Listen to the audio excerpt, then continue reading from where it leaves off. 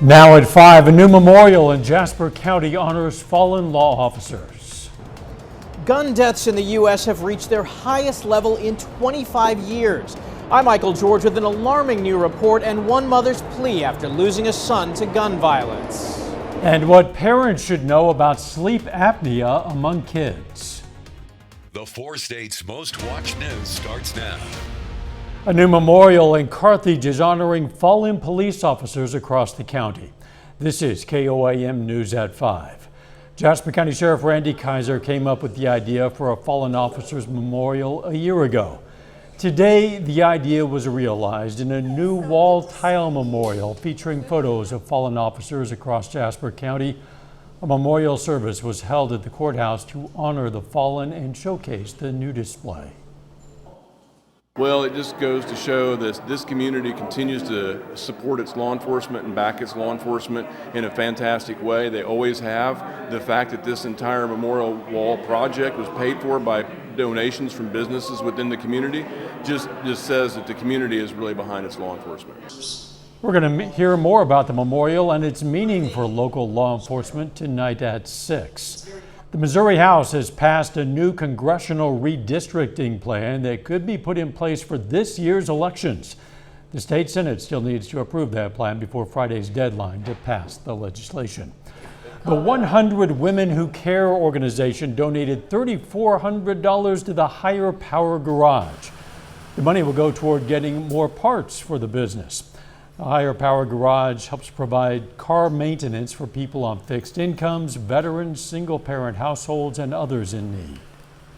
We shouldn't fear failure, but we should fear succeeding at something that doesn't matter. And I've been in business for several years, and I started looking at how we operated our business and started trying to use that to help those that are in need.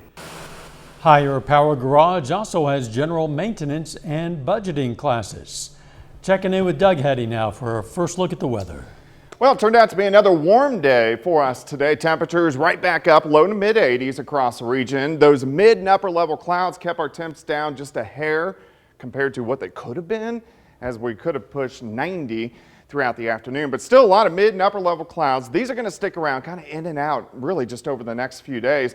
But overall, not too much is going on here. We have thunderstorms back to our south and to our west. Those will not affect us, but you can see where those clouds are a little bit thicker, sitting mainly into lower 80s, and then we're pushing 90 once you get into our western counties. Still windy, not as windy, but still windy. South winds at about 10 to 20. These are also going to back down just a little bit over the next couple days. We'll drop back through the 80s, 70s, near 70 for an overnight low for us tonight. Thunderstorms reintroduced into the forecast. We'll talk about that here in just a bit. See you then. Russia has stepped up its shelling of the port city of Odessa, which extends well beyond the territory the Russian forces control. U.S. officials say the Russian advance in the south and east has been very slow as Ukrainian forces fight back. Comes as Congress is preparing to act on a more than $33 billion aid package to supply military and humanitarian support to Ukraine. There's been a sharp spike in the number of gun deaths here in the U.S. A new CDC study finds the increases coincide with the pandemic. Reporter Michael George has one mother's plea. Not a day goes by that Susan Williams doesn't mourn for her son Ethan, lost to gun violence. I got a front row seat to an amazing kid for 20 years. But the sorrow and the grief is so big because he's left such a void. The 20-year-old film student from Indiana flew to Brooklyn with friends in 2020, where he was shot and killed. Police believe he was the mistaken target in a gang shooting. The killer was never caught. Just too many guns, and they're too easy to access. A new CDC report shows gun violence is skyrocketing in America. Homicides from guns rose 35% from 2019 to 2020. The largest increase in gun violence victims, young black men. Low-income communities are impacted the most. The stressors of COVID, both the economic stressors and the emotional stressors, certainly put a lot of additional stress on people's lives and have manifested in increases, in particular on gun homicides. The new CDC study also looked at firearm suicide rates and found they remained historically high in 2020, with increases in low-income and rural areas. The CDC is prescribing the use of outreach workers who can identify and mediate community conflicts and who offer education about firearm storage. The agency also highlighted the need for housing assistance, childcare subsidies, tax credits, livable wages, and more green spaces. Gun control advocates want to see stronger laws. A lot of the studies that we have done and that others have done have shown that gun safety laws work and they reduce gun deaths. The CDC says it will continue to deliver data on what many see as a growing public health crisis. Michael George, CBS News, New York. For the first time in nearly 60 years, Britain's Queen Elizabeth has not attended the state opening of Parliament. Instead, her oldest son, Prince Charles, delivered what's called the Queen's Speech on behalf of the government. The 96-year-old monarch has pulled out of a number of public events recently because of health issues. Later, the high stakes of high costs. President Biden says he's taking inflation seriously. What is he doing to stem it? I'm Deborah Alfern at the White House, where the economy is quickly becoming a huge issue as we head into the midterm elections. But first, the cause of sleep apnea among kids. That's next in Healthwatch. Topping today's Healthwatch, pregnant women are increasingly at risk for exposure to harmful chemicals through plastics and pesticides. According to researchers at the University of California, San Francisco, the majority of expectant mothers are exposed to dozens of chemicals which could impact their child's development. Latina mothers were shown to be at greatest risk with high exposure to chemicals used in preservatives and plastics. About 1 in every 50 kids will develop obstructive sleep apnea, a condition that causes brief periods of stopped breathing during sleep. Today we look at what causes this sleep issue in kids. Sleep is essential for helping kids recharge, but children with sleep apnea don't get the rest they need. The disorder can cause pauses in breathing that affect sleep quality and lead to daytime sleepiness, behavior issues, and more. If you look at the bottom third of a classroom in performance, and you look at over half those kids will have undiagnosed obstructive sleep apnea. Dr. Floyd Livingston says many kids with sleep apnea will be misdiagnosed as being hyperactive. According to the American Sleep Apnea Association, as many as 25% of kids diagnosed with ADHD may actually have sleep apnea. And while most cases of sleep apnea in adults are caused by obesity, enlarged tonsils and adenoids are usually to blame in children. The condition most often affects kids between ages 2 and 8. That's when kids are growing the fastest, so they're increasing in height, but their width is not increasing as quickly, so their airway resistance goes up during that time. Some common symptoms to watch out for include snoring, gasping for breath, night sweats, bedwetting, sleepwalking, and choking during sleep. The good news is surgery to remove enlarged tonsils and adenoids can help kids find relief. Other treatments include anti-inflammatory or antihistamine medicines, orthodontic devices, or a CPAP machine. The important thing is to get treated so your child can rest easy. Doctors diagnose sleep apnea in kids by performing an overnight sleep study in a lab. During this test, a special machine measures specific body functions while the child sleeps. It's painless and it's non-invasive. A text message support program is helping heart attack survivors adopt healthier lifestyles to reduce the risk of a second heart attack. A study published in the journal Circulation found 86% of participants in a year-long pilot program that sent educational and encouraging messages found it to be useful. Patients say the program reminded them to take medication, eat a more nutritional diet, and exercise. Screening patients of color for diabetes through targeted measures could help improve disparities in overall health outcomes. A new study in the Annals of Internal Medicine shows doctors could catch new diagnoses earlier by screening minorities at younger ages. Researchers also believe testing for minorities should be expanded to include patients who have lower body mass indexes. And that is a look at today's health news. A little bit later, strategies for battling inflation and what could lie ahead. Plus, the warm temperatures stick around, but also some thunderstorms in the forecast. We're going to look at that coming up. Well, it definitely turned out to be another warm, windy day across the region. Temperatures, they went right back up into low to mid 80s. A lot of mid and upper level clouds, so that helped us out just a little bit. What can we expect as we go through the next few days? We're going to be staying on the warm side. So if you aren't used to the 80s yet, you better get used to them. We are moving into the summer months. Of course, thunderstorms return by Friday, and then we're going to have numerous chances for thunderstorms really kind of lasting into next week. Anytime we get storms this time of the year, we usually at least have a low severe threat. Of course, you can get my long-range forecast on my month-long blog, KOAMnewsnow.com. Looks good. Indigo sky, casino and resort, those mid and upper level clouds, those warm temperatures, most of us across the board, low to mid to upper 80s in our western counties, and it's been windy. We still have those south winds at about 10 to 20. They are going to back down just a little bit as we go through the next couple days, but we are dry. 7th and range line sitting at 83. Humidity is at 74%.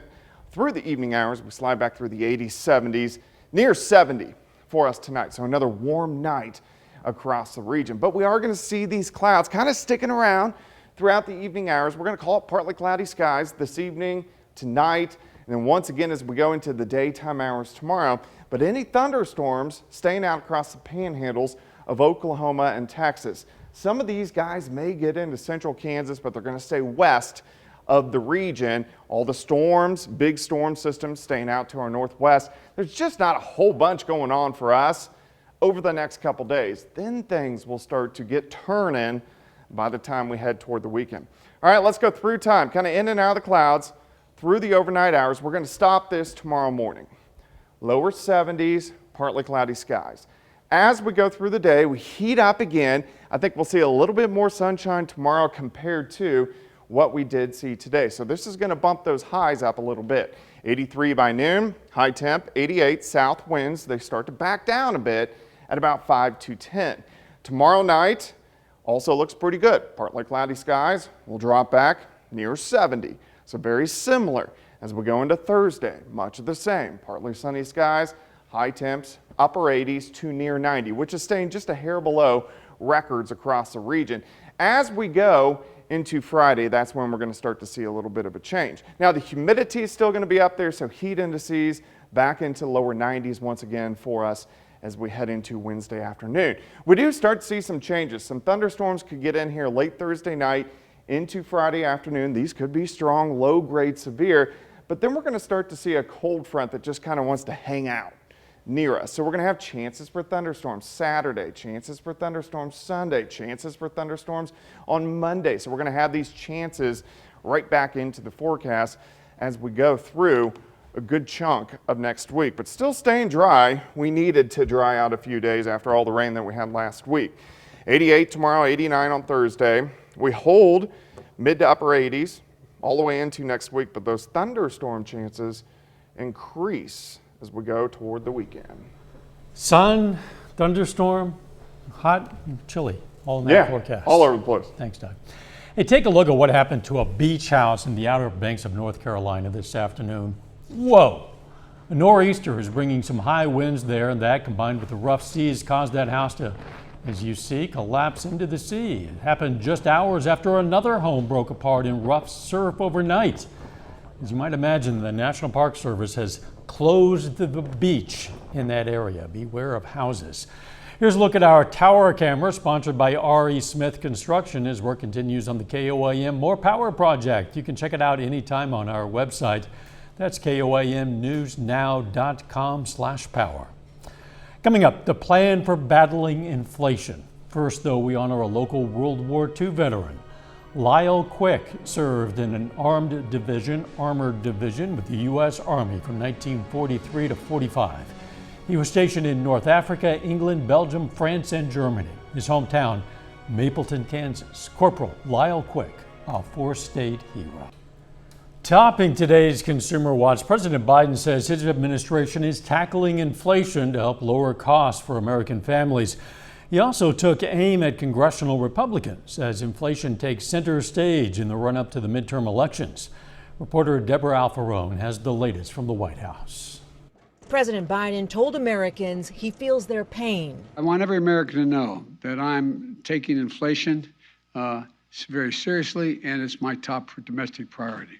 The president blamed the pandemic and Vladimir Putin's war in Ukraine for soaring inflation as Americans take another hit at the pump. Gas prices reached a new record overnight, according to AAA, now averaging $4.37 for a gallon of regular. You gotta figure it out. You gotta pay for rent, food. It's hard. President Biden announced no new policies, but touted his move to release 1 million barrels a day from the Strategic Petroleum Reserve. He's also asking Congress to pass clean energy and vehicle tax credits and boost fuel economy standards. President Biden says congressional Republicans will make things worse on the wallet. Their plan is to raise taxes on 75 million American families, over 95% of whom make less than $100,000 a year. Republicans pushed back. Pointed his finger at everybody else other than himself, and the American people are sick and tired of it. Inflation is quickly becoming a top issue heading into the November midterm elections, and some economists warn that even if prices subside, there still could be some long-term effects. I do think the pandemic will fade, and I think of the worst of the fallout of the Russian invasion of Ukraine on our economies behind us, but it's not going to could get back to anything we consider to be normal very quickly. The latest consumer price index is due out Wednesday, and economists predict the report could indicate a slight decrease in inflation over the past month.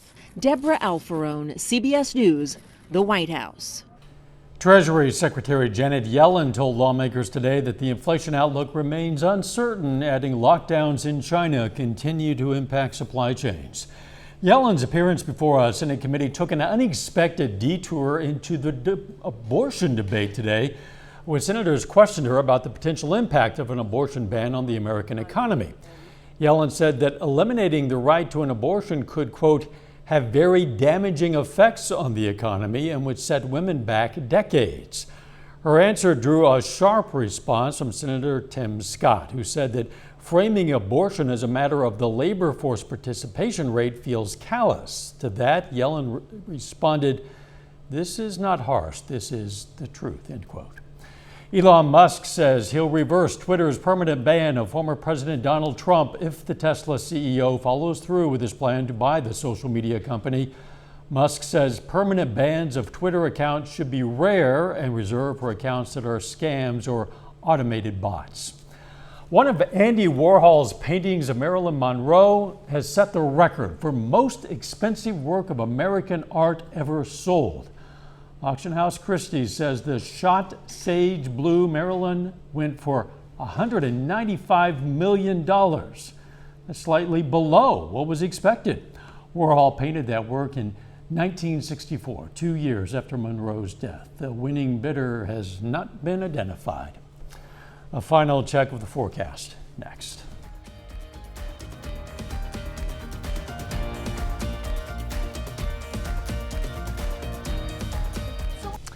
Up next on the CBS Evening News, a World War II veteran lost to history finally getting a hero's goodbye. Then on KOAM News at 6, what that new memorial in Carthage means for local law enforcement. Plus, the Missouri House votes on a proposed constitutional amendment guaranteeing parents control of their children's public education. We'll hear what they decided.